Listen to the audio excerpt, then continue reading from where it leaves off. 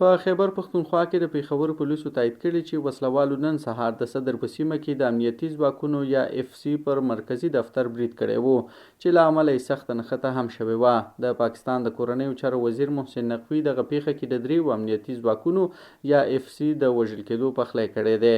د پېښور امنیتي چارواکو بیا ویلي چې د پولیسو مرکز په دروازه کې لومړی موټر بم برید وشو او له هغې وروسته وسلوال مرکز ته ننوتل.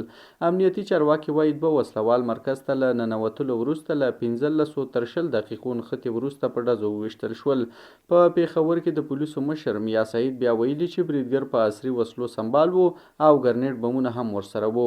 په پېښور کې بیا د لیډي ریډنګ روغتون د ویان محمد عاصم په وینا د پیښې له ځایه ورته 15 ټپیان هم وروړل شوي دي، خو نوموړي دا نه دي ویلي چې ټپیان عام وګړي دي او که د FC پولیس. د دغه برید مسؤلیت تر اوسه کوم چا پر غاړه نه دی اخیستی.